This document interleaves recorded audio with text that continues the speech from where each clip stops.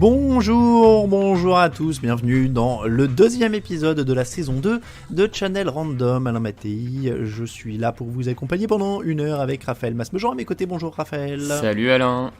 J'ai réussi à me sortir de cette tournure de phrase in extremis, je ne sais pas pourquoi j'ai commencé par mon nom, mais en tout cas je suis très content de te retrouver Raphaël. On va le dire, Pareil. On a un peu différé le début de la saison, il y a eu un petit cafouillage sur la mise en ligne du premier épisode, c'est de ma faute. Et en plus, on a quand même raté la découverte quasiment des extraterrestres sur Vénus. C'est ça, on se le disait entre nous, on avait peur au fur et à mesure qu'on décalait la mise en ligne de l'émission que la vie alien soit trouvée dans les jours qui précèdent la nouvelle mise en ligne. Non, c'était tendu. Hein. Tu te rends compte, la rage, c'est-à-dire que c'est vraiment un domaine où on se dit, bon ça va, c'est du froid en termes d'actu, on est à peu près tranquille, la découverte des extraterrestres, et les mecs, bam, c'est limite s'ils trouvent pas Alf et Roger sur Vénus 2 semaines après qu'on enregistre. Bon, normalement, l'émission se tenait quand même. Ouais, ça doit Cette semaine, alors on le dit, on a un peu tâtonné pour notre rythme de rentrée et de saison 2. A priori, on est parti sur du bi-hebdo. Ouais. Alors attends, bi-hebdo, ça veut dire 2 fois par semaine, donc je me gourre peut-être. Bimensuel, autant pour moi. Okay. 2 fois par mois, toutes les 2 semaines, quoi. Bon, bref, toutes les 2 semaines. Dans cette émission, on va faire ce que font beaucoup trop de médias aujourd'hui, c'est-à-dire s'intéresser à la télé. Faut-il regarder la télé ? C'est la question du jour, ce qu'il faut regarder, ce qu'il faut éviter, ce qu'on aimerait améliorer. Raphaël, c'est évidemment parti tout de suite en musique.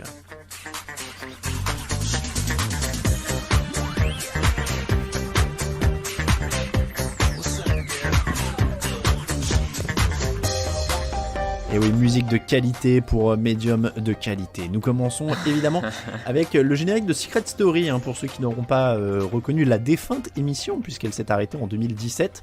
On a eu un vrai débat, est-ce qu'on met le générique de Secret Story ou celui des anges ? Parce que les anges, ça existe encore, enfin je crois que ça existe encore, d'ailleurs j'ai un doute. Oui, bon, si, je crois, ça passe, il me semble, ouais. C'est très possible, c'est très possible. De toute façon, c'est comme les cafards, c'est-à-dire c'est le seul truc qui résistera probablement à l'apocalypse nucléaire. Il y a les cafards et les émissions de télé-réalité. En 2019, les Français ont passé 3h40 par jour en moyenne devant la télé. 41,3 millions de Français, 71% de la population regardent la télé chaque jour. 4,3 millions ont regardé des programmes télé chaque jour sur ordinateur, tablette ou smartphone, pour situer aussi quand même un peu l'évolution. Et 7,8 millions ont regardé au moins 1 heure de replay. 3h40 par jour, alors je te l'ai dit un peu en préparant l'émission, moi ça me semblait énorme. Ou alors est-ce que je suis déconnecté des habitudes des Français ? Non, tu vois, moi, pour en discuter un peu, ça me semblait pas... Alors, peut-être que dans l'absolu, c'est énorme de se dire qu'au final, on passe autant de temps devant l'objet. Ça, sur le fond de la chose, j'aurais tendance à dire que c'est peut-être abusé. Mais je suis pas surpris, parce que si tu regardes bien, entre les gens qui commencent à se mettre devant la télé pour le journal de 20h, qui reste un truc quand même hyper regardé, hyper en France, que ce soit sur TF1, France 2, tout ça. Certains qui même enchaînent avec les talk shows, puis après t'as ton film de 21h qui avec toutes les pubs va durer jusqu'à 22h30, 23h. Oui. Déjà 20h, 23h en te faisant journal film, t'as déjà quasiment tes 3 heures. Bon, et au final, si tu compares avec le temps que les Français passent sur leur téléphone portable, tu vois, je sais même pas si c'est... Non mais en fait, en effet, tu m'avais bien remis en place et dans la situation. Je pense que le triptyque classique, je suppose que c'est Access Prime Time, donc Hanouna, Barthès ou C'est à vous, etc. Ouais, c'est ça, ouais. Le journal derrière, le film derrière, et tu les as tes 3h40. Bah c'est ça, moi je pense que ça... Et je suppose que le petit boîtier médiamétrie, puisque c'est comme ça qu'on prend, je suppose que le petit boîtier médiamétrie, il prend en compte quand la télé elle tourne. Donc comme tu dis, entre le journal de 20h et il y a un tunnel de quoi, 20 minutes, 25 minutes de pub, programme court, pub, etc. Donc là, le temps que tu te lèves pour débarrasser la table, aller faire pipi avant le film, machin et tout, ça continue de tourner. Donc les 20 à 40 minutes en plus des 3 heures, elles sont là et tu rajoutes les programmes. Donc oui, au final, en effet, je pense qu'il y a le compte. Puis c'est Est-ce une que c'est moyenne, beaucoup? hein, tu vois. Enfin, Ouais, ouais, ouais. je suppose qu'il y a pas mal de gens qui, peut-être avec le télétravail, tout ça, se mettent la télé en fond, les Hmm. chaînes d'infos en fond, tu vois. Enfin, je suppose que Alors, c'est des stats de 2019, hein. J'ai fait exprès de 2019, revenir avant confinement oui, pour pas qu'il que a ce dû soit encore faussé. plus. Ouais, ouais, Ouais. ouais. Mais après, encore une fois, moi, c'est vrai que c'est le côté moyenne qui m'impressionne parce que je regarde pas la télé tous les jours, loin de là. Hmm. Et c'est plus le côté moyenne. C'est vraiment que tu fais ça tous les jours. Après, bon, je peux comprendre, il y a peut-être aussi le week-end où tu flemmardes devant la télé, où tu regardes Hmm. Stéphane Plaza, il y a 40 rediffusions de suite de recherche Hmm. appartement ou maison, et là, tu as déjà épuisé 8 heures de ta vie. Ouais, c'est ça. Euh, mais donc, ouais, mais c'est la moyenne. Après, tu vois, je suis même pas à dire que c'est beaucoup ou quoi que ce soit, parce que au final, quand je vois le temps que je passe devant mon écran d'ordinateur, Hmm. je me dis qui suis-je pour juger, tu vois. Ouais, non, mais c'est un peu ça. Moi aussi, à un moment, je me disais c'était beaucoup. Puis, quand je me suis mis il y a pas très longtemps un compteur de temps sur mon smartphone, d'applications, tout ça. Et quand tu vois qu'il y a certaines journées, t'es quasiment 2 heures sur Twitter. Bon, C'est ouf, hein.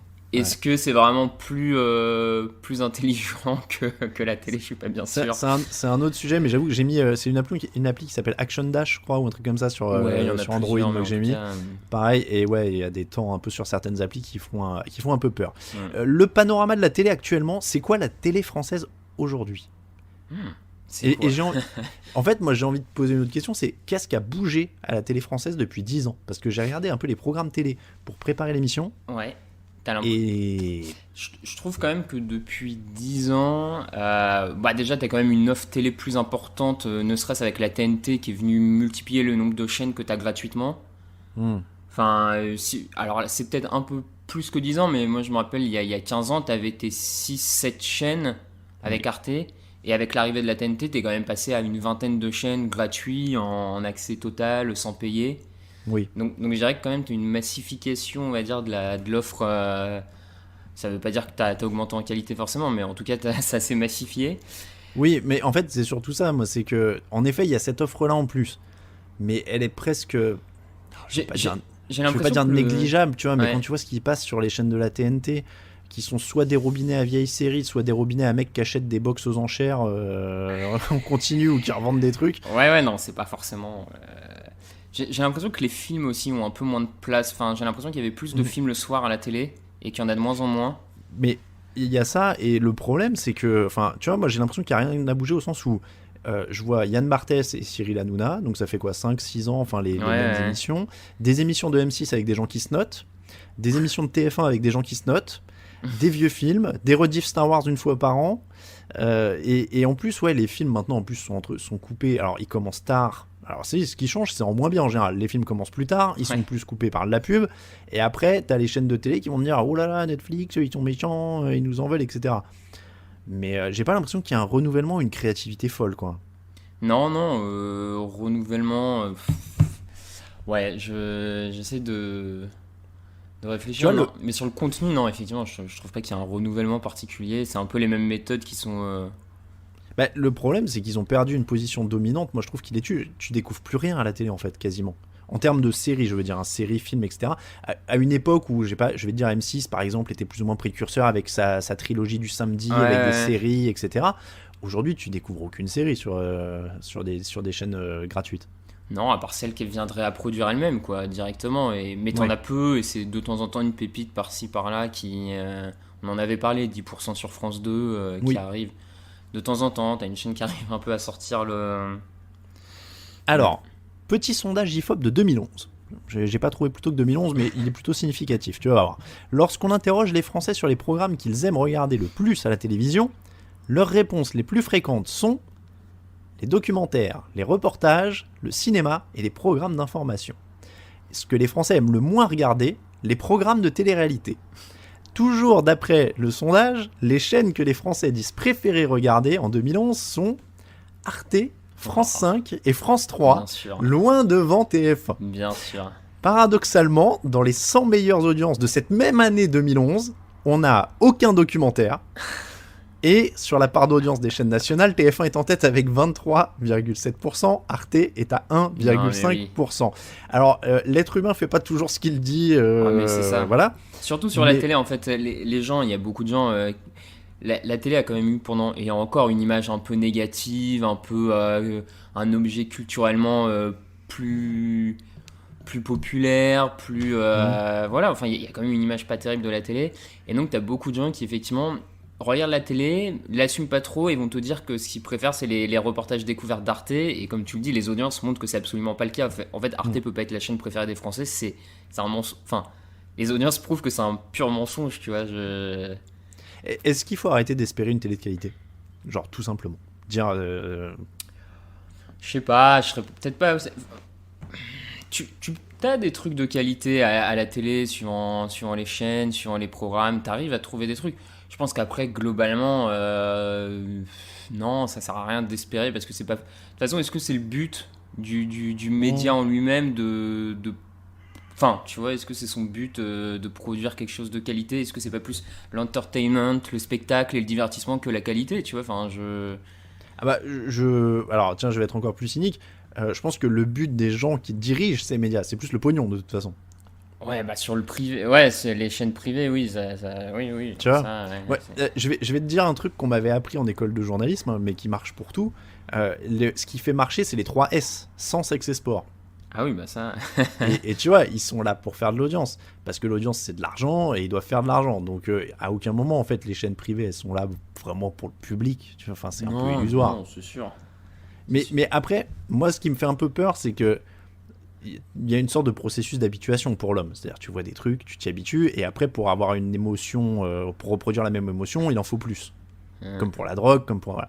Si tu regardes les réactions au Loft, alors toi, t'étais peut-être un peu jeune en 2001 quand c'est Ouais, lancé. mais j'ai des vieux souvenirs Tu t'en quand rappelles? même. Ouais, je Est-ce me que rappelle tu du te- buzz médiatique Mais autour voilà. du lancement, quoi. C'était. Alors, d'ailleurs, on parle souvent de.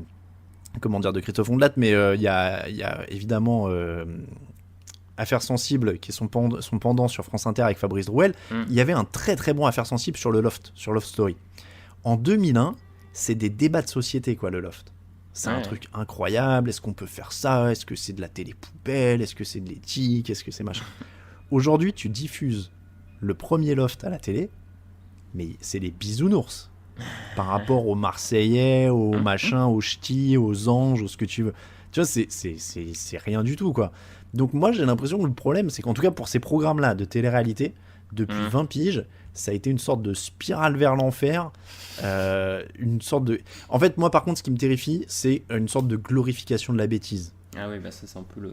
Parce que pour ces programmes-là, on en est vraiment là, quoi. C'est vraiment des gens qui sont quand même pas fut-fut. Non, c'est sûr. Et il y a cette sorte de déculpabilisation, ouais, mais je regarde, ça me permet de me sentir moins bête ou machin. Mais c'est une sorte de glorification de la bêtise qui, là, pour le coup, moi, me fait... Et puis Enfin, quand je vois des gamins, genre des ados ou des gosses de 12 piges qui regardent les Marseillais en rentrant de l'école parce que c'est ciblé pour ça passe à 16 ou 17 heures, voilà. Moi, je pleure des larmes de sang quand je me dis que des gamins de 12 piges regardent ça, tu vois. Je t'imagine en train de pleurer des vraies larmes de sang. Ah ouais. Non, mais je te rejoins globalement. Et en plus, le pire, c'est que maintenant, tu as tous les médias autour, les autres outils de communication autour pour que cette glorification dépasse la télé. Enfin, En plus. tous ces candidats-là, tu les retrouves sur leurs réseaux sociaux, tu es bombardé par leurs pubs, leurs machins. Donc en plus, même quand tu éteins juste la télé, tu continues à avoir cette présence de... Et donc pour ce type de programme-là, ouais, je pense que là, on a vraiment creusé une tombe... Et tu sais que pour revenir sur l'habituation, alors là on a les images d'idiots aussi et de machin et tout, mais alors je vais pas être dans le truc, la télé génère la violence à proprement parler et tout, mais apparemment il y avait une étude qui avait été faite au Canada vraiment sur les 25 premières années, tu sais, de démocratisation de la télé. C'était sur Canada et États-Unis, je crois, et qui montrait plus ou moins une hausse quand même, tu vois, du nombre de crimes violents et de choses comme ça. Et pareil pour la violence, en fait, il y avait, je suis désolé, j'ai pas la ref de cette étude-là, mais qui décomptait en fait le nombre de crimes violents et d'images violentes auxquelles était soumis un téléspectateur sur une année. Et c'était démentiel, c'était en milliers, je crois. Donc là encore, tu vois, c'est le pouvoir de l'image, c'est terrifiant. Hein. Moi, bon, cherchons des motifs d'espoir. Soyons plus positifs quand même. Qu'est-ce que tu conseilles à la télé, Raphaël? Ah bah moi je vais reconnaître hein, quand même, je suis alors je vais pas dire un adepte, peut-être pas adepte de la télé, je pense pas que ce soit le bon mot, mais la télé a toujours fait partie de mon mode de vie en fait. Et même je vais pas jusqu'à dire familial, mais pour moi, tu vois, la télé, c'était le dimanche soir, même quand j'étais jeune, commencer à regarder Urgence sur France 2, les premières séries, pour moi, les premières séries, c'est via la télé. Le sport, c'était via la télé parce que clairement, j'allais pas sur Internet suivre le sport, donc en fait, moi j'ai quand même une certaine attache à la télé, clairement, entre le sport, les séries, les films. Donc j'ai toujours du mal à trop taper sur ce média-là parce que j'estime que c'est comme tout, il y a un moment, t'es pas non plus obligé de rester à 18h devant les anges de la télé-réalité, tu peux quand même faire autre chose. Bien sûr. Que c'est toujours un peu facile d'accuser. Je pense que le consommateur, on va dire, a sa part de responsabilité dans ce qu'on lui propose. Hein. C'est un peu comme avec la nourriture, tu vois. Alors, moi j'ai été très critique depuis le début, mais je te rejoins complètement là-dessus. C'est-à-dire que si on veut autre chose, c'est très simple, hein. Ils répondent qu'au pognon, donc il suffit de pas regarder ce qui est mauvais. Oui, les émissions, elles font pas d'audience, ça s'arrête, hein. C'est réglé, il y a c'est zéro aussi débat. simple que ça. Donc c'est quand même c'est un secteur où j'ai envie de dire, le consommateur, on a vraiment du pouvoir là-dessus, sur ce qui peut être fait, ce qui peut être... donc, on l'utilise pas forcément à bon escient, et puis bon, après, dur à dire, hein, si les gens veulent regarder ça, qui sommes-nous pour leur interdire et pour... Ah non, bien sûr, alors on n'a pas précisé, mais on juge personne. Hein. Oui, non, mais chacun regarde ce qu'il veut. Je suis d'accord. Non, mais après, du coup, moi je trouve que tu arrives quand même à choper soit des bonnes séries, soit des bons reportages. Tu vois, j'ai trouvé quand même qu'il y avait plusieurs cachets investigations sur France 2 qui étaient de qualité. T'as des... Et ben là, tu me fais plaisir. Moi, je me suis fait un petit top 3 des trucs que j'aime bien à la télé. Cache investigation, pour moi, c'est à ça que devrait servir le journalisme télé. Et le service public surtout, en fait. Et le service public. Ouais. Faire chier les gens. Faire chier les gens qui ont du pouvoir, faire chier les gens qui trichent, faire chier... Ça devrait servir à ça, et en effet, cache investigation, et pour le coup, ça c'est suivi. J'ai pas les audiences en tête, mais c'est quand même une émission qui marche. Oui, ça fait de bonnes... Donc, et ce qui me rend d'ailleurs un peu triste, par contre, c'est que c'est en voie de disparition. Cache investigation est un peu seul maintenant. Avant, t'avais Spécial Investigation sur Canal, qui était très très bonne, qui partait pour le coup même encore plus sur des reportages à l'étranger, dans des pays en guerre, des choses comme ça. Malheureusement, le lessivage de Canal+ ces dernières années est compliqué. Voilà, a fait de Spécial Investigation une de ses victimes, mais c'était une superbe émission. Et Cache Investigation, pour le coup, et en plus Cache a ce côté ludique, très de la voix off un peu rigolote, etc. Voilà, il vulgarise vachement pour vraiment essayer de parler au plus grand monde, et Est-ce que t'as une petite émission quand même, justement, plus guilty pleasure, alors même s'il n'y a pas de plaisir coupable, faut assumer tout. Non, je réfléchis. Guilty pleasure. Alors ça m'arrive des fois, t'en parlais, le week-end, clairement, je peux passer 2 heures comme un début, presque comme un zombie, hein, on va dire, comme un zombie devant des conneries qui passent sur des chaînes de la TNT, des faux enfin comment ça s'appelle, genre des trucs qui s'appellent petits secrets entre voisins ou des trucs comme ça. Oh mais oui. Et ça, je peux passer 2 heures devant. Et en fait, tout est nul, hein. C'est mal joué, c'est mal. C'est incroyable ces trucs. Tout est mauvais, mais l'attraction du côté mauvais parce que moi j'ai une tendance, j'aime beaucoup les nanars, tout ça, donc non mais c'est génial. J'ai une très grande tolérance aux choses mauvaises, c'est pas un problème pour moi. Et je peux passer 2 heures devant ces trucs-là et ça me fait triper, je sais pas, ça me fait triper, et voilà. Ça, c'est clairement mon guilty plaisir numéro 1 à la télé, je pense. Et alors le pire, c'est qu'il y a quelques semaines, j'ai maté un de ces trucs-là. Mine de rien, les intrigues sont marrantes. Ah oui, parce que genre à la fin t'as envie de savoir. La dernière fois il y en avait, moi je suis tombé sur une ouf où le mec faisait piquer le chien de sa femme par vengeance et tout, et genre il le jette dans un buisson, mais en fait le chien il est pas mort parce que la veto elle a pas voulu et tout. Incroyable, genre pétage de câble, le mec qui braque la veto et tout, c'était mortel. Et en plus le petit plaisir qui fait la différence dans cette série, c'est quand même les face cam, parce que les mecs s'expliquent. Oui, ça c'est incroyable, s'expliquer sur une cam, enfin ça a aucun sens, mais non, alors, ça j'avoue, Tu sais que j'étais tellement, comment dire, fasciné par ce que je voyais, que j'avais fait une recherche sur internet et j'étais tombé sur une interview d'un jeune acteur, tu vois, le mec qui était au cours Florent ou un truc comme ça, et il avait plus ou moins fait des piges dans ces trucs là, et il racontait les conditions de tournage, et c'était trop drôle parce qu'il disait, en vrai les techniciens et le réal, ils ont un talent de ouf parce que genre ils sont juste 3 et ils doivent plier en une journée des trucs qui se font normalement en 2 semaines sur un vrai tournage. Et donc les mecs ils gèrent à la volée tous les trucs et tout, ils font juste un plan, il y a même pas de répète. Ah oui, parce que c'est presque en mode usine la production, il y en a tellement qu'on passe tous les jours sur 4-5 chaînes, je veux dire c'est de la folie. Truc, apparemment. Et puis moi j'aime bien cette série parce qu'on dirait tout le temps que c'est tourné dans des pavillons en banlieue de Seine-et-Marne à côté de Disney.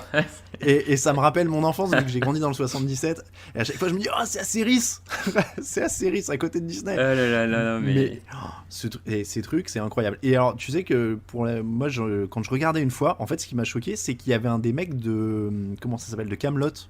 Il y avait un des deux gars qui joue les paysans dans Kaamelott qui jouait là-dedans en fait. Ouais. Ah bah faut bien commencer à quelque part où. Ben je crois que c'était après en plus. Faut payer les courses hein.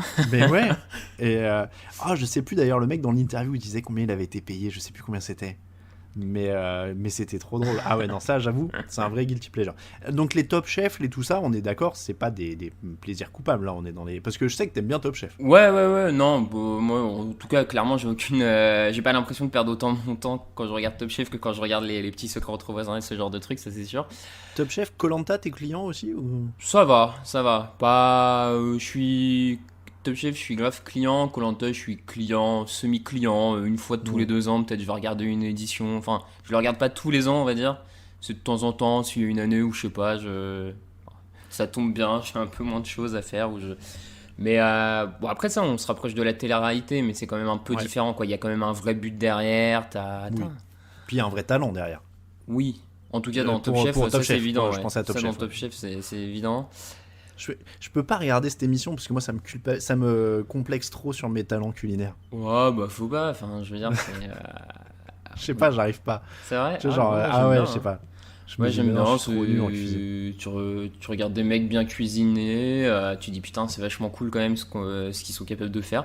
Ouais, moi je trouve ça se rapproche en fait de regarder un match de foot ou enfin tu vois des vrais mecs de talent qui ont des épreuves. Alors au lieu d'être un match, c'est des épreuves, même s'il y a le côté compétitif en plus que tu retrouves dans le sport.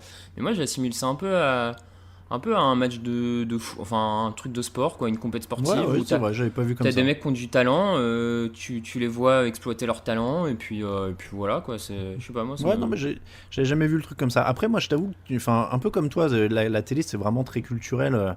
Je suis né dans les années 80, donc c'est pareil, il n'y avait pas internet, j'ai grandi avec ça et tout. Après, j'avoue que ces dernières années, je m'en suis pas mal éloigné, j'ai plus du tout le réflexe. Tu vois, je peux passer une semaine ou 10 jours sans allumer la télé. Ouais. Alors, en fait, je l'allume pour d'autres raisons, Oui. mais parce que je mets Netflix sur ma télé et que je Chromecast des trucs.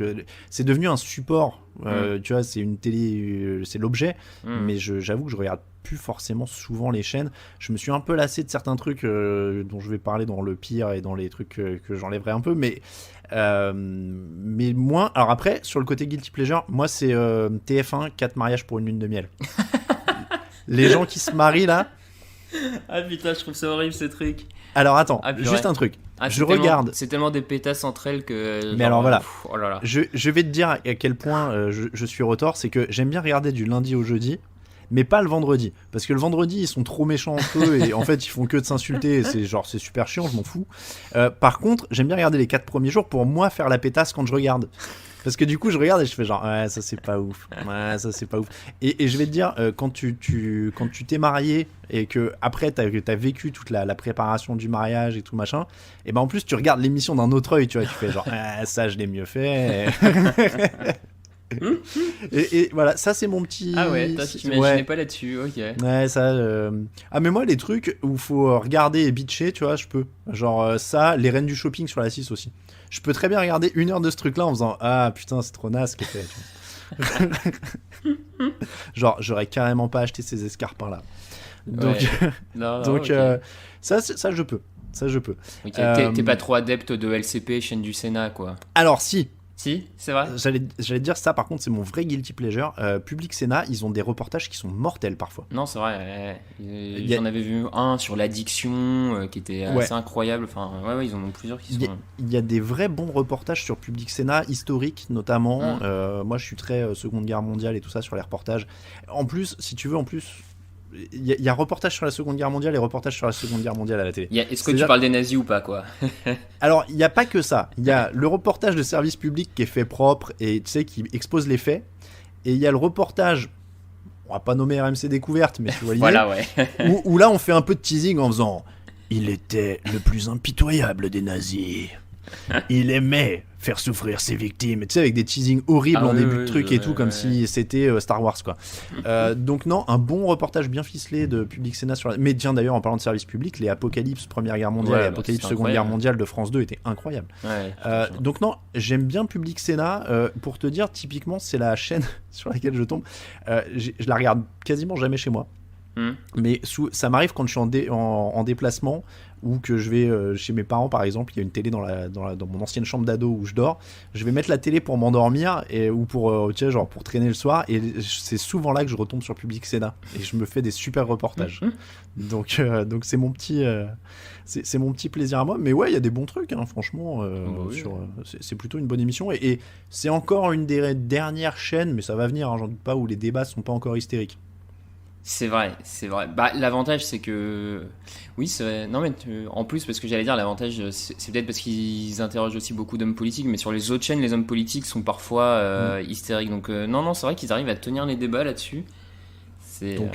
Donc ouais, c'est encore un des derniers trucs présentables. Mais moi, franchement, hein, c'est pas pour faire l'intéressant ou quoi, mais Public Sénat, je trouve, en effet, je regarde pas les questions au gouvernement, mais le reste, franchement, il y a des trucs hyper intéressants. Il y a des très bons documentaires sur Public Sénat. Et en vrai, même ça, c'est vachement bien, parce qu'on se plaint tout le temps de l'opacité un peu des assemblées, comment ça marche. Réellement, si ça t'intéresse, tu veux en savoir plus, tu peux quand même te brancher dessus dans la journée, et enfin, tu vois le truc. Donc bon, c'est pas encore l'open démocratie comme on dit, mais enfin c'est déjà un bon pas en avant par rapport à une certaine époque, quoi. Ah oui, c'est mieux que rien, ouais. Les pires trucs. Est-ce que moi j'en ai pris 3. Alors je sais pas si t'as fait un top 3. J'ai une sorte de flop 3 de l'enfer de la télé. Ouais. Moi j'ai un flop 4, on va dire, parce que il y en a que j'arrive pas trop à détacher, mais... Alors, tiens, avant de passer au flop, il y a quand même un truc que je voulais dire et reconnaître en gros positif pour la télé, parce que justement, je te disais, quand je suis pas chez moi et que j'allume la télé, je tombe sur un truc. Il y a un truc qu'il faut reconnaître à la télé, c'est que t'as toujours l'occasion d'être surpris par quelque chose que t'attendais pas. Parce que c'est pas toi qui fais la prog. Oui. Et je trouve que ça change quand même des cercles dans lesquels on est en train de s'enfermer sur Internet. Parce que si tu vas sur ta home de YouTube en étant connecté à ton compte YouTube, je te dis un exemple c'est la bulle, ouais, on te propose ce qui va t'intéresser, quoi. Je t'ai dit, j'aime bien les reportages sur la Seconde Guerre mondiale, je n'aurai que des reportages sur la Seconde Guerre mondiale si j'en ai consulté 2 la semaine dernière. Donc du coup, les manières de découvrir des trucs, et même sur Facebook, sur Twitter, sur machin, t'entends parler que de ce que t'aimes. Netflix, hein, l'algorithme, même Netflix, il calcule quand même pour te proposer au maximum. C'est ça. Et ce que je reconnais à la télé, et qui quand même je trouve une force, c'est que parfois tu vas allumer n'importe quelle chaîne, ou en l'occurrence si t'as envie de voir un reportage, tu vois, France 5, bah, pareil, quand je suis pas chez moi, souvent c'est le week-end ou quoi, ça va être Échappée belle. Je vais tomber sur Échappée belle et je vais découvrir un endroit auquel j'avais pas du tout pensé. Et je trouve qu'il faut reconnaître à ça. Je trouve le procès d'intention des fois un peu idiot qui est fait à la tête de dire oui mais t'es passif et c'est pas toi, alors que sur le web t'es actif et tu choisis tes trucs. Des fois c'est bon d'être passif et qu'on te propose des choses plutôt que d'être tout le temps dans les mêmes choses. Oui, surtout quand l'actif au final est borné sans que tu t'en rendes vraiment compte et que le choix est... Donc je dois reconnaître ça en très très gros avantage de la télé. Peut-être que des fois pour être surpris ça reste quand même un moyen encore plutôt intéressant. Passons maintenant au pire. Quel est ton numéro 1 ? Bon, on donne pas d'ordre particulier, mais qu'est-ce qui te... Je pense que ces derniers temps, ce qui m'a le plus énervé et qui m'insupporte le plus, c'est les talk shows avec des pseudo-experts, quoi. C'est devenu des avis sur tout, pour rien dire, juste pour exciter. Enfin, c'est devenu, mais... Bon, on est d'accord sur le numéro 1, j'avais exactement la même. Et le pire, c'est en plus, c'est la manière dont sur la plupart des chaînes c'est fait, où tout est fait pour ne retenir qu'une partie de l'intervention ou qu'un propos pour exciter, pour... Enfin voilà quoi, je veux dire, même quand des fois c'est des bons experts, ils se retrouvent à être tellement, soit par rapport aux autres invités, soit par rapport aux questions du journaliste, à tellement être à chaque fois tourné vers la petite question pour sortir la petite phrase qu'il faut, qui va buzzer machin, que ça devient imbitable quoi. Je pense que les chaînes d'infos en continu sont une malédiction pour le journalisme. C'est impossible. Non mais il n'y a plus d'infos, il n'y a plus que des avis. C'est une sorte de café du commerce perpétuel. Donc il y a une sorte de... Les faits et les avis se confondent maintenant. Les faits et les opinions se confondent en continu, c'est le cas de le dire.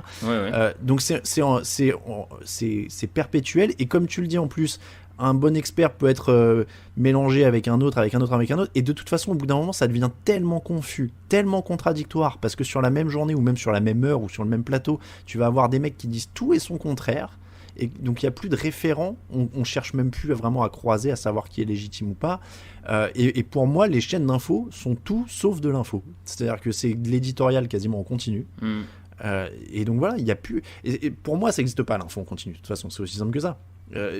Mettre quelqu'un devant, je te dis une connerie, devant Matignon en disant oui, nous sommes là parce que dans 1 heure machin va parler, et on meuble devant un trottoir.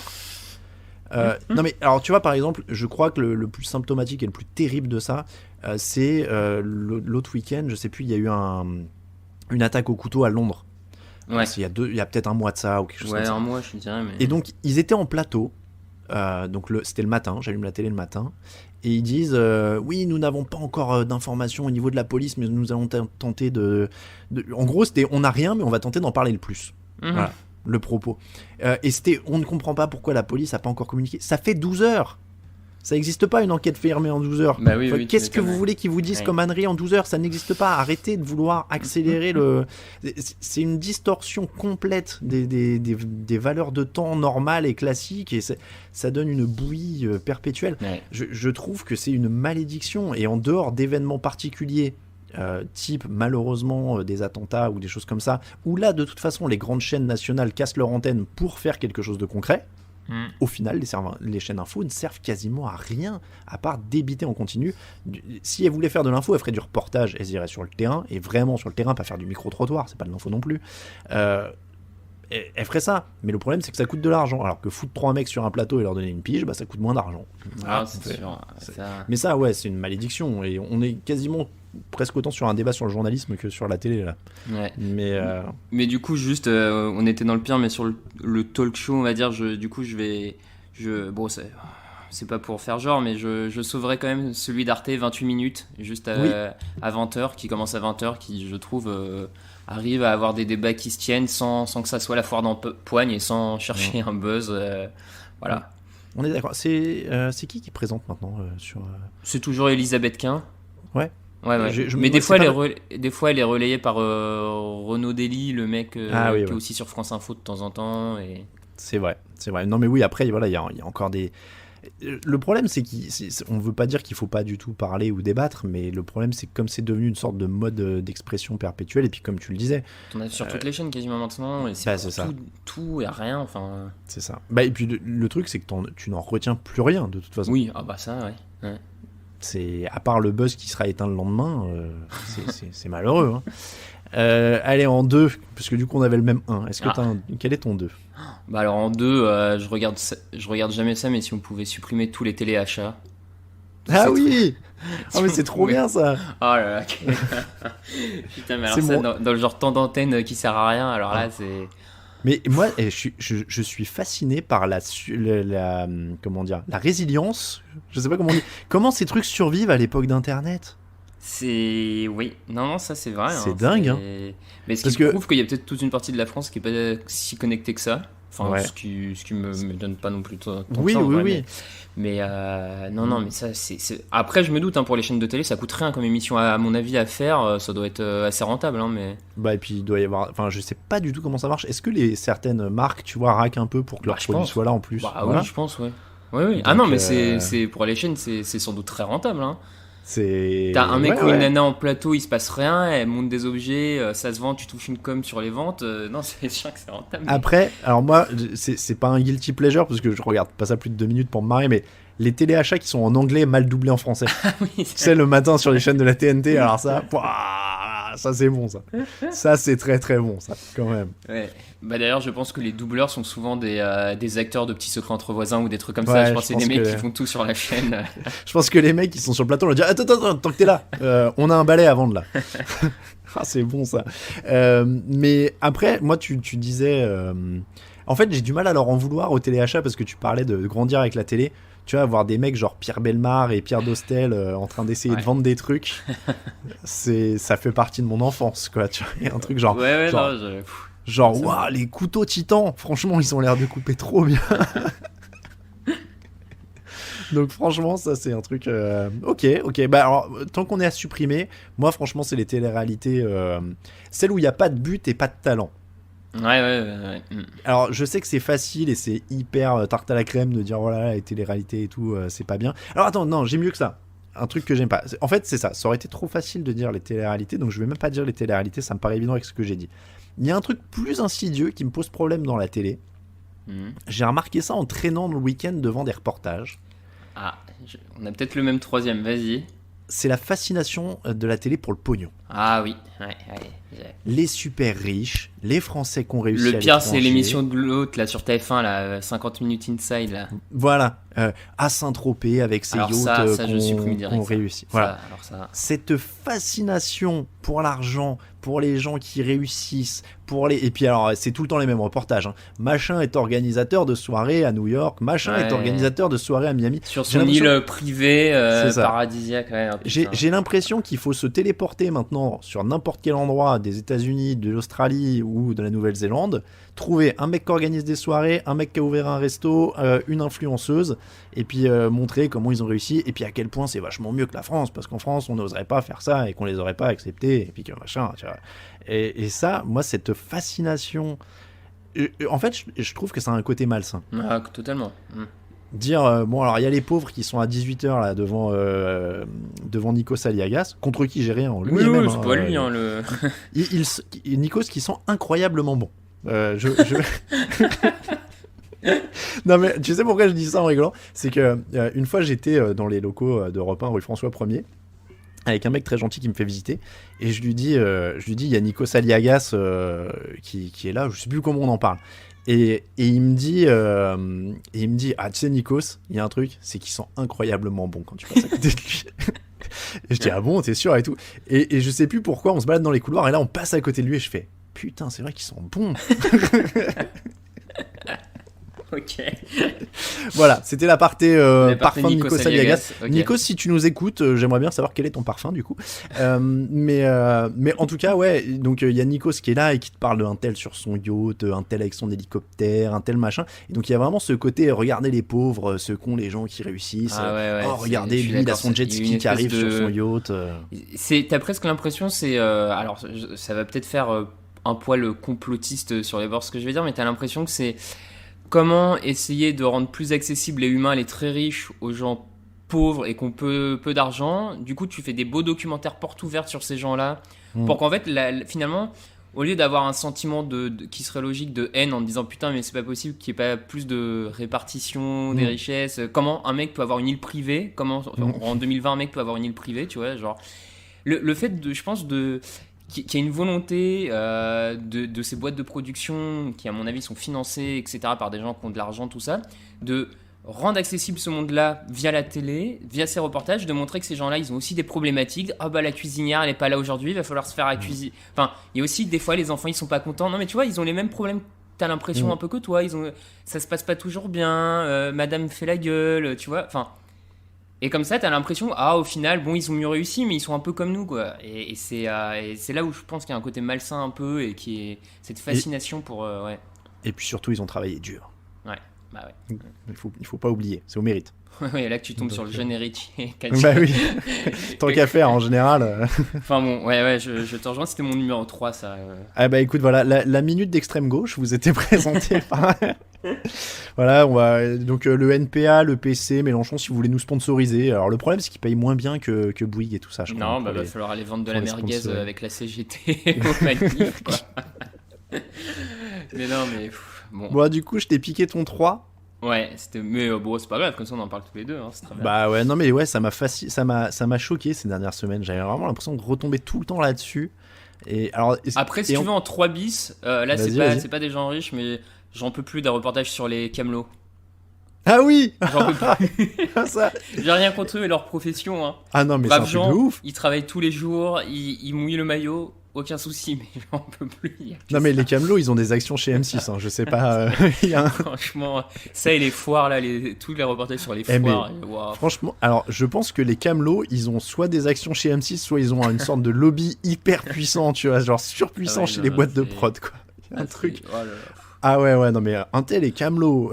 Il a ses techniques de vente pour attirer la clientèle. Plonger dans les coulisses de la foire de Paris, la foire de Paris, la foire de Paris. Oh, C'est dingue, mais Yves tous les ans. Camelot à la foire de Paris. Oh, putain. Tous les ans. Franchement, c'est un truc de dingue. Moi, j'avais un autre 3 du coup. Alors, je sais pas si c'est vraiment un tort de la télé ou quoi, mais un truc qui me rend un peu triste. C'est vraiment, on l'a évoqué avec quand on parlait tout à l'heure de spécial investigation, c'est vraiment la désintégration totale de Canal+. Alors, j'étais pas client de tout, loin de là, il y a des trucs qui me faisaient pas rire chez Canal, voilà. Mais le Grand Journal, par exemple, était usé avant même le départ de Michel Denisot. Je pense pas que ce soit particulièrement ça qui ait tué le concept. Voilà, c'était devenu une émission de 40 invités qui avaient 30 secondes chacun. Mais aujourd'hui, où est-ce qu'il y a une chaîne qui cherche à tester des trucs ? Ah oui, non, Comme c'est sûr. tu vois, pouvait le faire Canal à un moment. Et ça, ça manque un peu, je trouve. Ouais, l'esprit pionnier, volontaire d'innover à la télé, non, c'est sûr que ça. Ouais.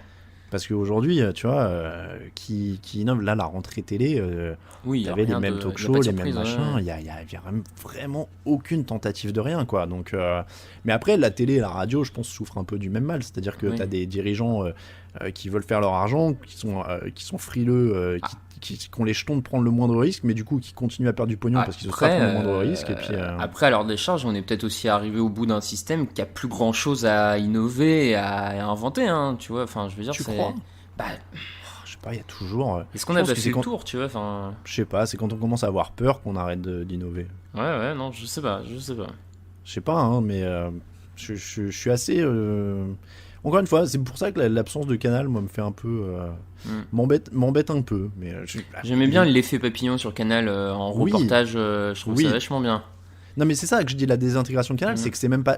Quand je disais certaines choses ne me faisaient pas rire, je parlais pas que de l'humour. Hein. Il y avait, sûr, comme tu dis, l'effet papillon, il y avait, je sais pas, même des émissions de reportage. Enfin, il y avait plein de choses qui étaient quand même. Qui avaient de la substance, quoi, chez Canal. Sincèrement, Canal, heureusement qu'il leur reste la production de séries à l'heure actuelle, parce que sans leur série. ça serait très compliqué à mon avis pour eux. Hein. Ah bah sans les séries et le sport, en fait c'est Leclerc quoi qui est mort surtout. C'est qu'à une époque il tentait des trucs sur Leclerc aussi. Oui c'est vrai aussi. Ouais. Mais je veux dire qui regarde Canal en clair aujourd'hui tu vois. Bah oui non, je pense qu'il y a. Ouais, non. C'est surtout ça quoi donc bon. Si tu avais une baguette magique, ce serait quoi ta télé de rêve? Bah moi j'avoue du coup je suis pas très innovant, je suis assez classique, mais ça serait avoir 3-4 chaînes qui me permettraient de zapper entre beaucoup de sports gratuits en clair. Ouais. Bon voilà, hein. Moi je vibrais sur les matchs de Champions League le mardi soir avec la voix de Thierry Gilardi, hein, la petite musique après le 20h, tout ça, bref. C'est devenu un peu mais... ça. T'as vu qu'ils diffusent PSG Bayern donc au mois de, on était encore en juillet août. Ouais. Et là ils font ça fait une audience incroyable. Bah oui, quand vous le mettez gratos, les gens ils peuvent regarder quoi. Ça me paraît logique. Ouais non clairement, bah surtout sur TF1. Je pense que ça a parlé à beaucoup de monde de retrouver un match de Champions League sur TF1. C'est clair. Mais donc ouais, alternance entre une chaîne spécialisée sport, une ou deux chaînes spécialisées sport pour en diffuser en continu. Une chaîne vraiment sur laquelle j'essaierai de mettre beaucoup de moyens pour faire des grands reportages d'investigation qui prennent le temps, des gros trucs bien ficelés, bien sympas, avec plus d'international parce que je trouve que la télé française est globalement assez auto-centrée sur la France. C'est vrai. À quelques exceptions près, hein. Il y a quand même des chaînes, des France 24, des machins qui essayent un peu d'ouvrir. Arte aussi a quand même une programmation un peu plus européenne, un peu plus. Mais globalement. Après, c'est pas forcément un défaut, un reproche. Enfin, je pense pas que la télé américaine soit très ouverte sur le monde. Hein. Je pense que toutes les télés du monde sont très. Non, et puis alors la télé ricaine, pour en avoir tâté un peu en voyage, putain, au niveau des pubs, l'enfer. Hein. Ouais, non, mais bon. Télé sans pub, bien sûr, si possible, hein. Ou en tout cas un peu moins. Mais j'allais te le dire, moi j'avais une mesure concrète, déjà interdire les pubs dans les programmes pour enfants. Ouais, bah ça. Je suis choqué par le bombardement de pubs dans les programmes pour enfants. Non, ça c'est vrai. Ouais. Et puis, bah, suppression, télé-réalité, tous ces trucs-là. Et si à partir de 1h, à partir d'1h du matin, sur les chaînes films-séries, je balance soit des films de zombies, soit des telenovelas, parce que je trouve ça très drôle aussi, les telenovelas, là, les trucs sud-américains, ça me fait mourir de rire aussi. Et donc à 1h, là, pour les gens qui vraiment sont un peu insomniaques, ont besoin de juste regarder la télé pour s'endormir, bah, que de la programmation comme ça. Avoue que pour le film de zombies, tu penses au mec qui rentre de soirée avec un petit coup dans le nez aussi, quoi. Ouais, aussi, ouais. Non, mais bien sûr. Bien sûr, bien sûr. Je pense que là, t'es pas mal. Ouais, non, mais oui, clairement, il y a des choses comme ça, mais on est un peu dans les mêmes, mêmes choses. Hein. Moi, la télé-réalité, j'en ai parlé. En fait, si j'essaie d'être très pragmatique, genre vraiment en m'ancrant dans la situation actuelle, j'aimerais vraiment surtout qu'on préserve à fond le service public dans sa mission de service public, qu'on préserve des impératifs d'audience, qu'on laisse les journalistes faire de l'investigation, qu'on propose des documentaires de type Apocalypse Seconde Guerre mondiale, des trucs incroyables comme ça. Faudrait juste préserver ça. Déjà, je pense que ce serait déjà énorme. Et après, pour les chaînes privées, ils font ce qu'ils ont à faire, voilà, mais en tout cas, dans mes concentrons l'effort sur le service public, quoi. C'est ça. Bah là vu qu'on a dévoilé nos cartes sur la bien-pensance et tout, là, on est grillé, hein, de toute façon. Là, oui. Là, on est comme ça. C'est l'heure du quiz. On va pas se refaire, hein. Non, bah non. C'est l'heure du quiz. Ouais. Allez. Tu veux dire qu'on va pas prendre position violemment pendant la campagne présidentielle du côté du pouvoir en place et tout ça, quoi. On va pas être là. Il y a peu de chance, ouais. Bon, et on sera pas embauché par CNews non plus, hein, si j'ai bien compris. Peu de chance. Ah bah après, sauf s'ils veulent refondre la chaîne, hein, mais visiblement, vu que ça marche, bon, j'ai l'impression qu'on n'est pas trop... Eh oui, notre Fox News à nous. Ouais. Je crois qu'ils sont pas encore au niveau de Fox News, heureusement. C'est vrai. Heureusement, parce que Fox News, ça a l'air d'être encore... Mais bon, au rythme où on va, dans 2 ans, je pense que c'est atteint, mais... Ça va vite, hein. Ça va vite, c'est vrai. Allez, le quiz. C'est à ton tour de poser des questions. Alors, moi, je t'ai préparé un petit quiz, un petit mélange entre des questions sur l'histoire de la télé en France et des questions sur les meilleures audiences. Un petit mélange comme ça. Ok. Alors... sur les premières questions, je te donnerai plusieurs choix de réponses pour t'aider un peu parce que c'est pas forcément évident. Alors, selon toi, quelle est la date, en quelle année a été réalisé le premier journal télé en France ? Est-ce qu'on est en 1939, 1946 ou 1949 ? 49, non ? Ouais, tout à fait. Pierre Sabag qui invente et présente le 29 juin 1949 le premier journal télévisé français. Et à savoir qu'à cette époque-là, seul Paris et la région parisienne pouvaient l'avoir, puisque la télé, vu que la seule antenne télé en France était sur la Tour Eiffel, elle ne mettait pas au-delà de l'Île-de-France jusqu'à 51, je crois, un truc comme ça. Donc, mais ça, tu sais que ça m'étonne pas, j'habitais au milieu du 77 et moi je captais France 3 Bourgogne. Hein. J'avais pas la Tour Eiffel. Donc même dans les années 90, la Tour Eiffel était un peu loin du 77. Et c'est ça, et du coup, là je digresse, mais en lisant un peu, ils ont mis vachement de temps à avoir des antennes relais en province, et à tel point que genre ça a mis longtemps à en avoir, notamment en Alsace, et du coup les Alsaciens allaient s'acheter des télés allemandes, parce que comme ça, ils captaient les ondes allemandes de la télé. Ah non, mais tu vois le truc, quoi. Ah bah voilà, on le dit encore maintenant, c'est bien les bobos parisiens, tout ça, la télé. Hein. Ouais, bah voilà, c'est bien un truc. Hein. On les connaît, hein, c'est cocaïne et compagnie, tout ça, hein, ils sont pas en prise avec nous. Hein. Alors, ensuite, deuxième question. En quelle année a-t-on mis fin à l'ORTF, la grande ORTF, qui était le nom de la télé d'État Donc, est-ce que c'est 1972, 1974 ou 1976 76, hein, c'est assez tard, non 74. 74, ouais. 74, ouais, c'est donc sous Giscard. Ouais. Donc on met fin à l'ORTF, mais c'est pas pour autant que l'État ne garde pas des prérogatives sur les chaînes en nommant encore les gens au plus haut poste, tout ça, bref, hein, mais... Jusqu'à quand on a eu un ministre de l'information d'ailleurs, je sais plus, parce qu'il gérait, mais ça c'était bien pas, aussi. Mais en tout cas c'est sous Mitterrand la première loi qui crée la commission indépendante de la télé et qui rend un peu plus de liberté à la télé, donc il faut quand même attendre les années 80. Bon... Voilà. Rue Cognac-Jet, les locaux de l'ORTF. Ouais, tout à fait. À vous, Cognac-Jet. Non, je dis ça parce qu'il y a encore des chaînes de télé qui sont dedans.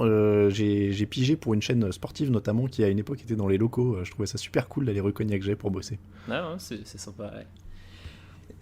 Ensuite, troisième question. On ne pouvait pas parler de la télé française sans parler de Michel Drucker. Hein. Ah Peux-tu me donner l'année de sa première apparition à la télé à notre ami Michel Drucker? Alors attends, Drucker il doit avoir 75 piges, non, un truc comme ça.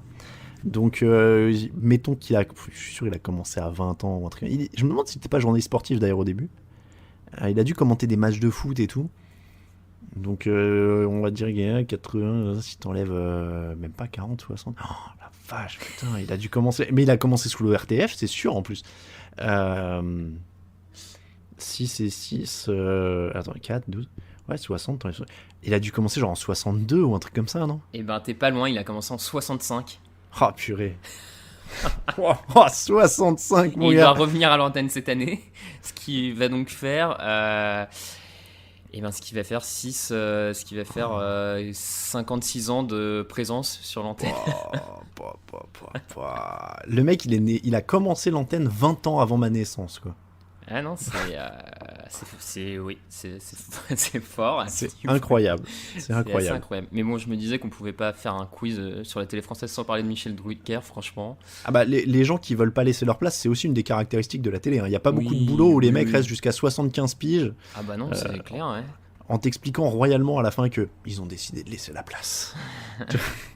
Que jeunesse se fasse, sauf que le jeune derrière, il a déjà 50 ans, du coup. Ouais, c'est ça. C'est ça. Aïe, aïe, aïe. Alors, ensuite, quelques petites questions sur les audiences. Alors, à ton avis, quel programme a le record d'audience en France? Bah, ce serait peut-être pas une finale de Coupe du Monde? Non? Alors, finale de Coupe du Monde, ça l'a longtemps été. Enfin, ça l'a été.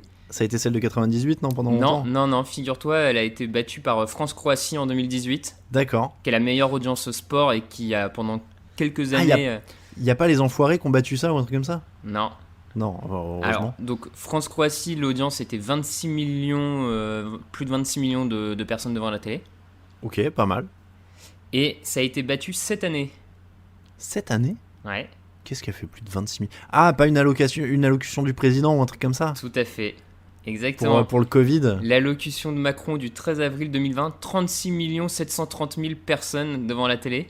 Oh la vache, tu m'étonnes qu'il ait poursuivi le confinement derrière ça. Et ce qui prouve l'année un peu bizarre, c'est que sur les 9 des 10 meilleures audiences en 2020 sont liées à une allocution sur le Covid. Ah là là. Mais et il y avait aucune allocution présidentielle qui avait jamais fait mieux que ça, parce que je pensais même pas que c'était comptabilisé en fait les audiences de ces trucs-là. Alors en fait, les audiences en France, on les compte visiblement sérieusement depuis les années 80.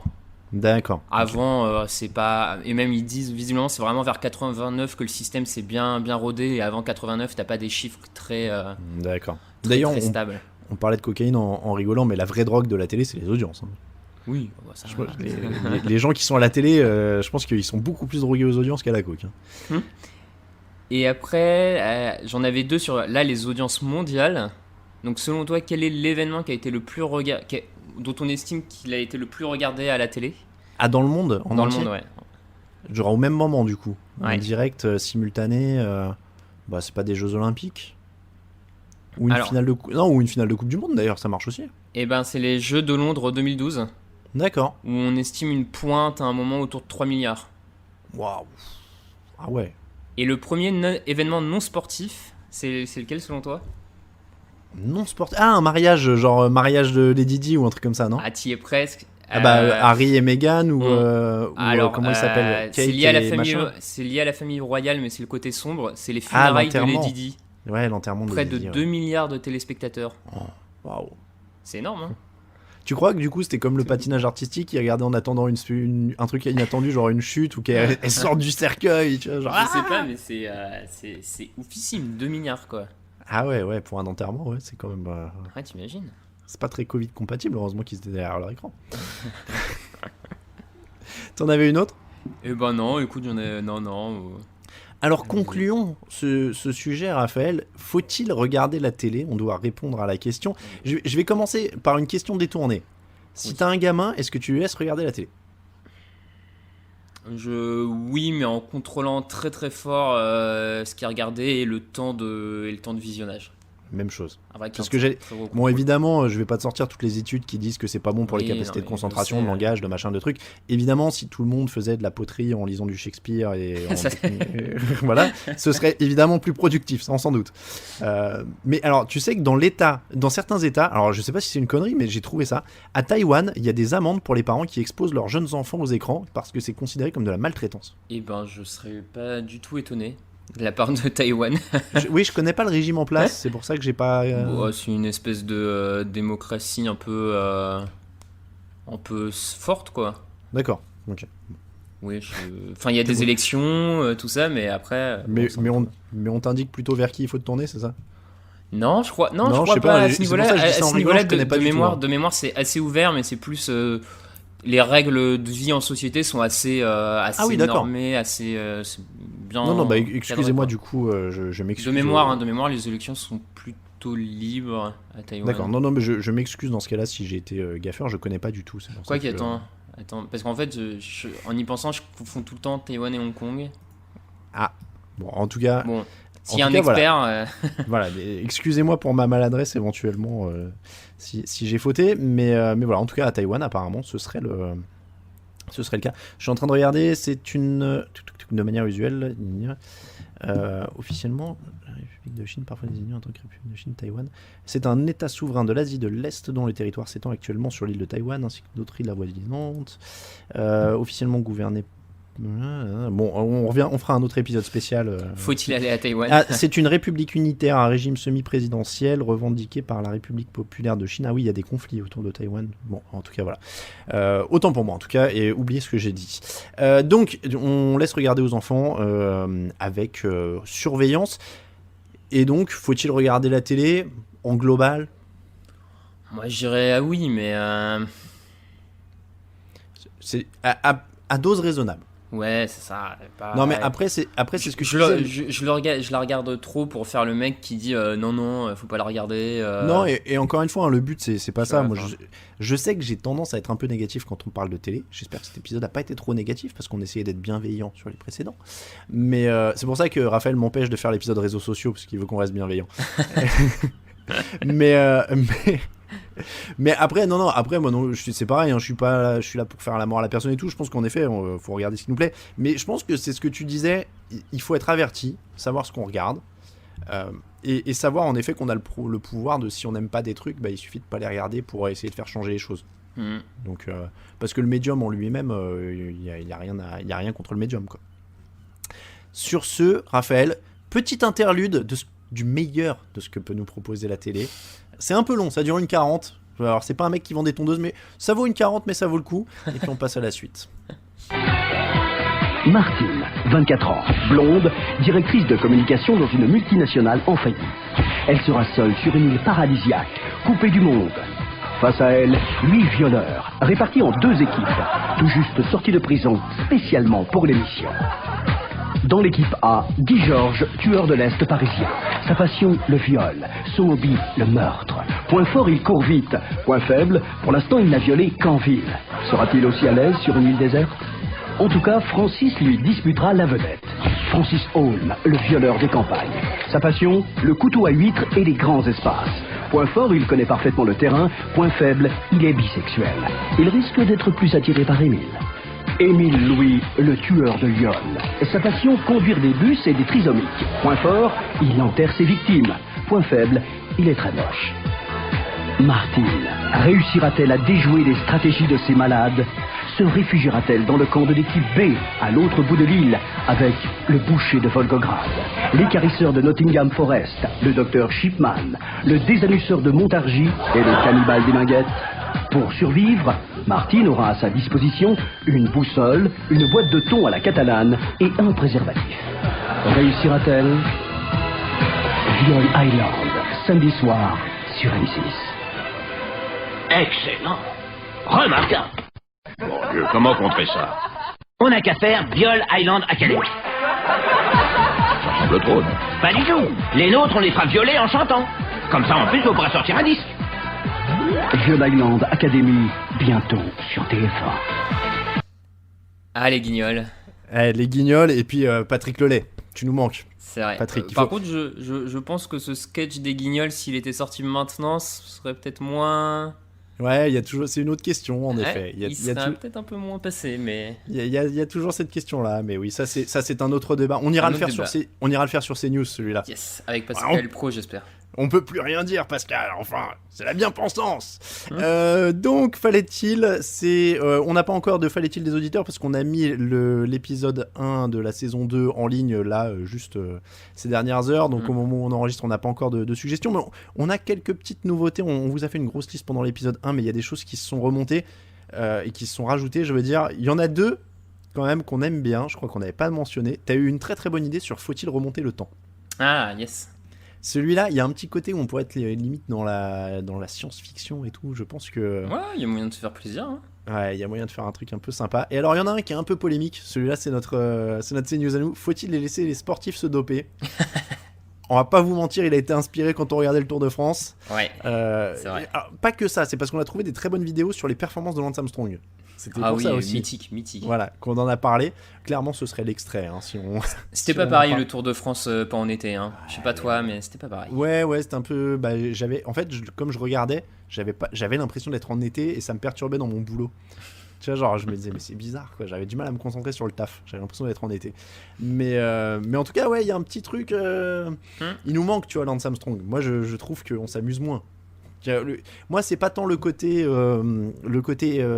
automne qui me gênait sur ce Tour de France, c'est le côté pas voir des mecs moulinés à 100 tours minute sur des cols à 10%. Ça me manque. Je totalement. Moi, j'ai tellement de grands souvenirs des épopées Armstrong, Virenque, mais c'est ça. Nous, on veut Pantani, tout ça.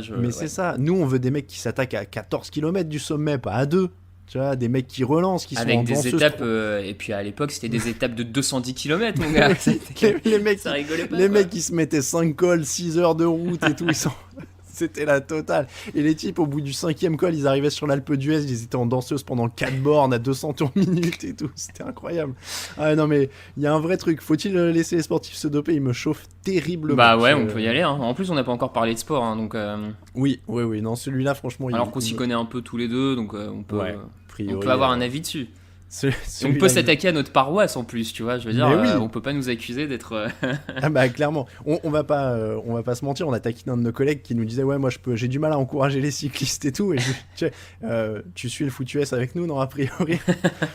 Ouais bon, peut-être que finalement... Bon, les recommandations, évidemment il est là.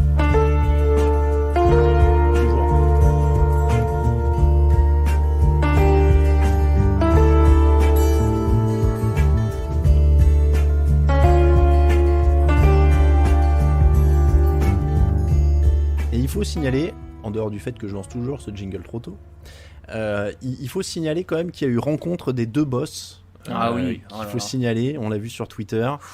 Christophe Ondelat est allé assister à la pièce Affaires sensibles, qui est aussi une pièce de théâtre avec Fabrice Drouel. Et donc les deux patrons quoi, du podcast game et du narration game se sont rencontrés. Je pense que là, il y a eu une perturbation dans la force, quoi. Tu vois. Ouais, moi si j'avais plein de thunes, je paierais les deux pour faire une soirée où ils racontent tous les deux des histoires dans un théâtre et tu les écoutes pendant des heures, quoi. Ah putain, non, mais même pas dans un théâtre. Je loue une maison où il y a. Stade de France, mon gars. Ah non, moi je loue une maison. En plus petit pour toi. Mais oui, je loue une maison où il y a une cheminée et genre, ils s'assoient chacun d'un côté de la cheminée et ils racontent des trucs, tu vois. Et t'es là juste avec 5-10 potes max. Et ouais, tu mets juste la lumière de la cheminée. Et là, quand Christophe il va commencer à raconter des histoires de meurtre et de sang et de têtes éclatées et tout, il va être minuit, 1h dans la cheminée. Tu prends une maison en forêt. Hein. Et là, t'es pas mal. Si jamais Christophe Ondelat nous entend et qui fait des prestations privées à domicile, qui n'hésite pas à nous envoyer des devis, on se cotisera, on va lancer un Tipeee. Et franchement, on lance un Ulule. Et les 5 plus gros donateurs viennent avec nous. Hein. Clairement, on fait un truc, nous on fait un budget location de maison plus location de Christophe Ondelat pour une soirée. Et sinon, on paye en bonne bouteille de vin, enfin en truc, ce qui plaît, quoi. Il y a pas de souci. Les recommandations, c'était à mon tour justement pour la recommandation du Ondelat Universe. C'est une mini-série, il en fait de plus en plus, sur On de la raconte. Il y a quelques semaines, alors j'ai pas la date sous les yeux, mais il y a eu une petite série qui s'appelait Histoire de légiste, et qui était très très bien foutue pour deux raisons. Un, c'était très bien raconté, évidemment, comme d'habitude, et deux, c'est parce que le médecin légiste en question, en fait, était là en plateau avec lui à chaque fois. Et donc c'était très très... Alors c'est les histoires du 4 septembre notamment, il y en a du 3 septembre, mon flux s'arrête un peu après, mais la dernière est du 4 septembre, donc c'était toutes les 4 septembre, 3 septembre, 2 septembre et les précédentes. Et donc en fait c'est adapté du livre d'un médecin légiste qui est dans je ne sais plus quelle ville, et qui a écrit un bouquin avec des tas d'histoires incroyables de ce qui lui est arrivé. Christophe Ondelat les raconte très bien, et ensuite le médecin légiste est en plateau pour les débriefer avec lui. Et j'ai trouvé ça particulièrement intéressant. Je les ai vraiment tout écouté à la suite. C'était hyper intéressant. Les recommandations globales de l'épisode, Raphaël, qu'est-ce que tu as ? Est-ce que c'est lié avec le thème ? Non, alors pour le coup, j'avais rien en particulier qui me venait en tête lié à l'esprit, lié à la télé. Ouais, il y avait bon, bref, je parle à voix haute. Hein, là, c'est pas bien, c'est pas très podcast, je sais, mais. Non, rien. Du coup, je suis parti sur un film que j'ai vu récemment, mais qui est disponible, que vous pouvez vous trouver via votre télé, votre box si vous avez OCS, hein, on sait jamais, après tout. Et qui est un film japonais de 2017 qui s'appelle Ne coupez pas. Alors attends, je vais essayer. Le nom du réalisateur, Shinichiro Ueda, sans garantie de la prononciation, hein, désolé. Grosso modo, l'histoire c'est quoi ? C'est une équipe de tournage qui réalise dans une vieille usine désaffectée un film sur un film de zombies. Ok. Et en fait, il s'avère que pendant le tournage du film, ils sont vraiment attaqués par des zombies. Voilà, ça plus d'autres petites surprises que je vous laisse découvrir, mais c'est un super film. Enfin, j'ai trouvé ça vraiment excellent. L'histoire autour du film est sympa parce que c'est un film qui a coûté que $20,000 à faire, qui est sorti que dans une seule salle au Japon à l'époque, et qui en fait par le bouche à oreille a connu pas mal de succès, et donc il s'est multiplié, plus de 300 salles derrière au Japon, même des sorties à l'international, enfin voilà quoi, le petit truc qui démarre de rien et qui prend de l'ampleur grâce au bouche à oreille. Et c'est une belle, et puis bon, vous verrez le film, mais c'est une belle ode un peu c'est une belle histoire sur le cinéma quand t'as pas trop de moyens, la débrouille, tout ça, enfin voilà, très sympa. Rassure-moi, le premier mec qui meurt dans le film, du coup, en croyant que c'est il croit que c'est un faux zombie du film. Il fait genre, arrête de déconner, Jean-Michel. Oui, bah bien sûr, oui. Voilà, bon, c'est ça. J'ai réussi à trouver une reco en lien avec la télé. Il a fallu que je puise dans mes souvenirs. Je sais pas comment je me suis rappelé de ça. C'est un bouquin qui s'appelle On Off, qui a été écrit par Olivier Pourriol en 2013. J'ai pas les éditions, mais vous le trouverez facilement sur internet. C'est un livre sur les coulisses du Grand Journal. Alors évidemment, c'est plus à l'antenne le Grand Journal, mais ça démonte magistralement les mécanismes de l'infotainment qui est partout aujourd'hui. Donc en fait, le Grand Journal à l'époque était plus ou moins précurseur, on va dire, de l'infotainment en France. Il y a une déclaration notamment je vous cite un extrait par exemple dans le livre. Olivier Pourriol raconte: plutôt que d'être très intéressant pour très peu de monde, ils savent dans chacun de leurs nerfs qu'il vaut mieux intéresser très peu tout le monde. Sinon ça prend du temps, ça prend la tête, alors que le vide n'est jamais décevant. Et je trouve que ça démontre bien encore une fois cet infotainment qui est partout actuellement, avec Quotidien, avec Touche pas à mon poste, avec C'est à vous, c'est comme ça le truc de la 5, c'est à vous. Ouais. C'est ça, hein. Oui, c'est ça. Où on parle à plein de gens, on parle de plein de choses, tout le monde est sympa, etc. Alors que derrière, c'est une sorte de guerre dans les coulisses. Enfin voilà. Je l'ai trouvé particulièrement intéressant. Il y aurait des choses à dire d'ailleurs sur l'infotainment aussi. Je crois que c'est un autre débat. C'est pas forcément ma grande tasse de thé. Mais voilà, c'est un autre débat. Mais On-Off d'Olivier Pourriol, donc, qui avait été chroniqueur littéraire en fait pendant une saison sur le Grand Journal, et qui retranscrit, c'est que des dialogues. C'est un bouquin qui n'est fait que de dialogues. D'accord. Où il retranscrit en fait des petites scénettes qui se jouaient dans les coulisses du Grand Journal à l'époque, où on lui expliquait comment sentir un livre. Tu lis la page 100, tu lis celle du début, celle de la fin, et tu sens le livre. Tu vois, des trucs comme ça.